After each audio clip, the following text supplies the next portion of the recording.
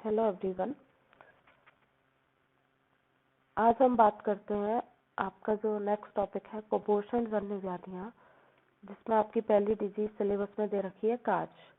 ठीक है, तो आज हम कार्श की बात करते हैं। बहुत ही जाना पहचाना रोग है आपका, क्योंकि आप पैथोलॉजी में भी पढ़ के आ चुके हो और बहुत ज़्यादा इसके अंदर कुछ है नहीं, सब बहुत कॉमनली इसको जानते हैं और बहुत ज़्यादा डिटेल में आपको इसके अंदर नहीं जाना है। ठीक है, जितना नोट्स में लिखा हुआ है सफिशिएंट है। इसके अलावा एक्स्ट्रा पढ़ने की कोशिश भले ही मत कीजिएगा अगर आपको एग्जाम के लिए ही पढ़ना है। बाकी आप नॉलेज के लिए तो कितनी भी बुक्स उठा के पढ़ सकते हो। ठीक है, तो शुरू करते हैं कार्श। तो पैथोलॉजी अगर आपने अच्छे से पढ़ी है तो याद कीजिए, आपने अष्टनिंदित व्याधियां पढ़ी होंगी, जिसके अंदर स्थूल्य और कार्श का मुख्यतः आचार्य चरक ने वर्णन किया है। तो आचार्य चरक ने अष्टनिंदित व्याधि अध्याय के अंदर अतिकृष्टता का वर्णन वहां किया है, स्थूल्य का भी किया है और भी बताए हैं, 5-6 और है, उनसे आपको कोई लेना देना नहीं है। तो चरक ने कार्श के बारे में कहाँ बताया है? अष्टनिंदति, या बोल सकते हैं चरक सूत्र 21 के अंदर बताया है। फिर बात करते हैं कार्श होता क्या है। इसको मॉडर्न में क्या बोलते हैं? इमेशिएशन। ठीक है, परिभाषा क्या रहेगी कार्श की? यानी कि बहुत ही दुबला पतला है, बहुत ज्यादा दुबला पतला, यानी कि एकदम क्या है, हड्डी का ढांचा है। ऐसे याद कीजिए आप, तो दुबला पतले को क्या बोलते हैं आप? हड्डी का ढांचा हो रखा है। बस हड्डी का ढांचा याद है ना, आप परिभाषा लिख दोगे। देखिए हड्डी का ढांचा कैसा दिखता है? शुष्क स्फिग उदर ग्रीवा धमनी जाल संततः त्वक अस्थिशेषो अतिकृश स्थूल परवा नरोमता। मतलब हड्डी का ढांचा कैसा दिखेगा? अतिकृश व्यक्ति के नितंब, उदर और ग्रीवा में शुष्कता। क्या बोलते हैं कि फैट है ही नहीं, ऐसे मांस वास कुछ नहीं है, केवल स्किन है और हड्डी है, ऐसे ही तो बोलते हैं। तो बस वही डेफिनेशन है हमारी अतिकृष्टता की। क्या है कि नितंब, उदर व ग्रीवा में क्या रहेगी? शुष्कता। क्यों रहेगी शुष्कता? क्योंकि जो फैट है और जो मसल्स है वो ज्यादा वहां पर डेवलप नहीं है, फैट है ही नहीं, ओनली क्या है? बोन्स है, तो उनमें शुष्कता रहेगी। धमनी जाल दृष्टिगोचर। अब धमनियों का जाल दृष्टिगोचर क्यों होगा? बोलते पतले लोगों की जो वेन्स देखोगे आप, अच्छे से दिखाई देती है, क्लियरली दिखाई देती है, क्योंकि फैट नहीं है। फैट होता है तो वो क्या होती है, अंदर धंस जाती है, इसीलिए धमनी जाल दृष्टिगोचर आसानी से दिखाई देगा। अस्थि और त्वचा ही शेष रहती है, क्योंकि फैट तो कुछ है ही नहीं बेचारे में, तो केवल क्या है? हड्डियों का ढांचा, यानी कि केवल हड्डियां दिख रही हैं और स्किन तो कवर करेंगी। ऐसा थोड़ी होता है कि बिना स्किन के आपको अंदर की ह्यूमरस दिखाई दे रही है। स्किन तो चाहे मोटा हो चाहे पतला हो, सबके पास ही होती है स्किन तो। ठीक है, तो त्वचा और अस्थि ही शेष रहती है, बाकी बेचारे के अंदर कुछ नहीं है। और एक बात बोली जाती है कि संधि स्थूल दिखाई देती है। अब संधि, बहुत लोगों को डाउट होता है, पहले भी मेरे से कई बार कई लोगों ने पूछा है कि संधि स्थूल क्यों दिख रही है। संधि स्थूल इसलिए दिखती है कि जैसे आप हाथ की बात करो, ठीक है, तो हाथ में मेन जॉइंट कौन सा हो गया? अपना एल्बो जॉइंट हो गया। ठीक है, तो यहाँ पे क्या हुआ कि जैसे कि ह्यूमरस और शोल्डर जॉइंट हो गया, ये आपकी एल्बो हो गई और फिर ये वाला एरिया आ रहा है। तो यहाँ पे अगर कोई मोटा ताजा व्यक्ति है, उसके तो ये यहाँ पे फैट वेट से अच्छे से ये कवर होगा और ये पोर्शन भी कवर होगा। तो यानी कि वो इतना मोटा होगा कि आपका ध्यान कभी एल्बो जॉइंट पे जाएगा ही नहीं। आप तो ये देखोगे इसके हाथ इतने मोटे हैं। ठीक है, जस्ट सोच का फर्क बता रही हूँ मैं। और एक आपके पास आ जाए दुबला व्यक्ति, तो आप उसके बेचारे के यहाँ पे मांस वास फैट वेट कुछ ही नहीं है, खाली पड़ा है सब, बस एक दुबली पतली सी ह्यूमरस है और उसको पतली सी त्वचा ने कवर कर रखा है पतले व्यक्ति के। ठीक है, तो आपका ध्यान जाएगा कि उसके जॉइंट आपको जो है वो मोटे दिखाई देंगे।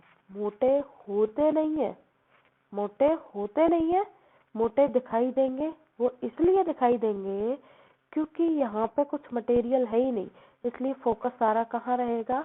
जॉइंट पर रहेगा। ठीक है, इसीलिए बोलते हैं कि संधियां इनकी क्या रहेंगी? स्थूल दिखाई देती हैं। क्लियर है बात? अभी भी किसी को नहीं समझ में आया हो तो पूछ लीजिएगा। फिर उसके बाद बात करते हैं इसके कारण की कि भाई दुबला पतला हुआ क्यों। तो क्षीरप शिशुओं में मातृ स्तन ही मुख्य आहार होता है। सच बात है कि जो बच्चा है वो तो ब्रेस्ट मिल्क पे ही जिंदा है शुरुआती स्टेज में। तो ठीक है, यदि दुग्ध कैसा हो जाए, माता का स्तन ही वीरस हो जाए, कुछ नहीं मिल रहा। याद कीजिए मैंने आपको अष्टौ शीर दोष पढ़ाए थे, अगर आपको पिछला याद है तो आसानी रहेगी।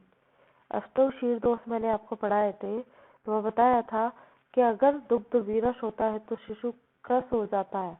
याद करो वो दिन, वात के कारण विरसता हो रही थी मिल्क के अंदर। तो यदि दुग्ध विरस हो तो विरस दुग्ध पीने से शरीर में वात प्रकोप होकर उसका शरीर कैसा हो जाता है, क्रश हो जाएगा। क्योंकि सच बात है, विरस होगा, विरस दुग्ध का पान किया, वात के कारण दूषित स्तन्य जो होता है वो विरस हो जाता है, यानी कि स्तन्य के अंदर ऑलरेडी वात का प्रकोप है। और उस स्तन्य को शिशु को पान करा दिया जाए तो उसके अंदर भी वात का प्रकोप होगा। और जो जहाँ पे वात बढ़ी हुई होती है वो किसी को मोटा नहीं होने देगी, हमेशा कफ के एंटी काम करेगी। इसीलिए शरीर कैसा हो जाएगा बच्चे का, क्रश हो जाएगा। अब निदान क्या क्या रह सकते हैं कि माता जो है रुक्ष अन्नपान का सेवन कर रही है या बच्चे को भी रुक्ष अन्नपान खिला रही है, अल्प भोजन, कसाय रस का सेवन, यानी कि कुल मिला के ऐसी चीजें जिससे वात तो बढ़े और कफ कैसा हो जाए, कम हो जाए। ऐसे निदान का सेवन करने से शरीर के अंदर कृष्णता की स्थिति बनेगी।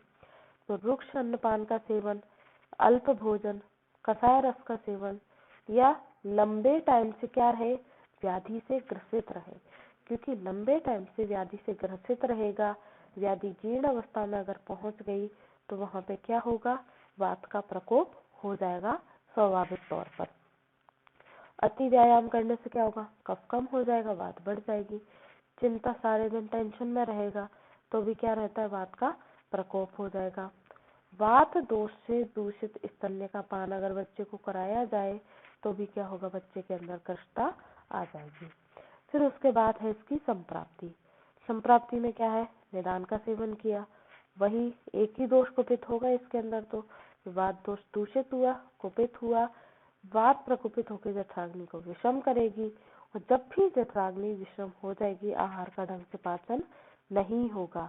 और आहार का ढंग से पाचन नहीं होगा यानी कि रस धातु का निर्माण प्रॉपर नहीं होगा। और अगर रस धातु ही प्रॉपर नहीं बनी तो आगे की धातुओं को वो क्या बनाएगी, यानी कि जो मेन कारण है उसी में खराबी आ जाए तो आगे की तो पूरी स्थिति खराबी होनी है। तो रस धातु का निर्माण अल्प मात्रा में होगा और उत्तरोत्तर धातु, रस, रक्त आदि, मांस, मेद, अस्थि, मज्जा जो भी है, उन धातुओं का भी निर्माण क्या होगा, कम होगा। इस तरह से बच्चे के अंदर धातु का क्षय हो जाएगा। और धातुओं का क्षय होने के कारण यानी कि मांस और मेद का न बन पाने के कारण क्या रहेगी, कृष्णता रहेगी। तो इस तरीके से कोई भी बच्चा जो होता है वो कृष्णता का शिकार हो जाता है। फिर इसकी चिकित्सा के लिए आप क्या करोगे, क्या आपको तो बढ़ाने वाली वही सर्वदा सर्वभावानां सामान्यम वृद्धि कारण, जो कम है उसको बढ़ाओ, जो बढ़ा हुआ है उसे घटाओ। तो यहाँ पे सब कम ही कम है इसीलिए बढ़ाओ, यानी कि ब्रह्मण चिकित्सा करो।